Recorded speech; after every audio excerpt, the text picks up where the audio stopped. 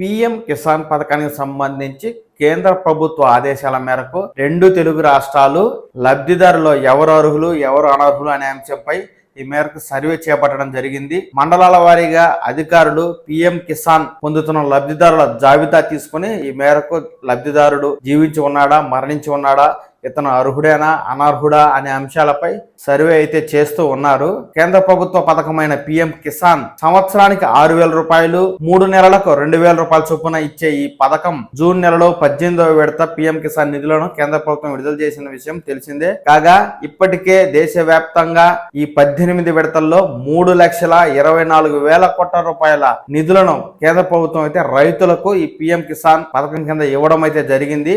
అయితే ఇంత పెద్ద ఎత్తున నిధులను వెచ్చిస్తున్న పథకం కాబట్టి అనర్హులు ఏమైనా ఈ పథకాన్ని పొందుతున్నారా అనే విషయంపై దేశవ్యాప్తంగా సర్వే చేస్తోంది. ఇందులో భాగంగానే 2 తెలుగు రాష్ట్రాల్లో కూడా ప్రభుత్వాలు సర్వే చేసి అనర్హులైన వారిని తొలగించి అర్హులైన వారికి ఈ పథకాన్ని అందేలా చూడాలంటూ కేంద్ర ప్రభుత్వ ఆదేశానుసారం మనకు వ్యవసాయ శాఖ అధికారులు అయితే సర్వే చేపడుతున్నారండి. మండల వ్యవసాయ అధికారి గారు ఈ సర్వేపై వివరణ ఇస్తూ ఉన్నారు. 2022, 23, 24 సంవత్సరాలకు సంబంధించి పీఎం కిసాన్ పథకం ద్వారా లబ్ధిదారుల్లో 5% పరిశీలించాలని ఆదేశాలు వచ్చాయి.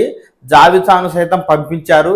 వీలైనంత త్వరగా పూర్తి చేసేందుకు చర్యలు చేపడుతున్నామంటూ ఈ మేరకు మండల వ్యవసాయ అధికారులు వివరణ ఇస్తూ ఉన్నారు. ఇలా ఇంటింటికి వచ్చే అధికారులు లబ్ధిదారుడు ఫోటో తీసి ప్రత్యేకంగా యాప్ లో అప్లోడ్ చేస్తున్నారండి. అయితే ఈ పీఎం కిసాన్ నిధికి సంబంధించి సర్వే కోసం వచ్చేటువంటి అధికారులు ఎలాంటి విషయాలను పరిశీలిస్తున్నారంటే పీఎం కిసాన్ పొందే రైతులు ఏమైనా ఆదాయ పన్ను కడుతున్నారా, భూమి లేని రైతులు ఏమైనా లబ్ధి పొందుతున్నారా, ప్రభుత్వ ఉద్యోగం చేస్తూ లబ్ధి పొందుతున్నారా, కుటుంబంలో ఒక లబ్ధిదారుడు ఉండగా మరో లబ్ధిదారుడికి పథకం ఏమైనా వస్తుందా, ఆధార్ మనుగడలో లేకపోవడం, ఏపీ నుంచి ఇతర రాష్ట్రాలకు వలసపోవడం, డూప్లికేట్ రిజిస్ట్రేషన్, భూమి సాగు చేయకుండా వదిలివేయడం, పీఎం కిసాన్ పొందుతూ భౌతికంగా ఉన్నారా లేదా, 18 ఏళ్ల వయస్సు ఉన్న వారికే ఈ పథకం వర్తిస్తుంది, ప్రభుత్వ ఉద్యోగిగా పనిచేసి ఉద్యోగ విరమణ పొందిన పింఛనుదారుడై ఉండి పీఎం కిసాన్ నిధులు ఏమైనా పొందుతున్నారా, అలాంటి వారు ఎవరైనా ఉన్నారా అంటూ ఆరాలు తీస్తున్నారండి. భూమి వివరాలు సరిపోకపోయినా 2019 తర్వాత భూమి రిజిస్ట్రేషన్ కావడం వంటి అంశాలపై ఏమైనా ఉన్నాయా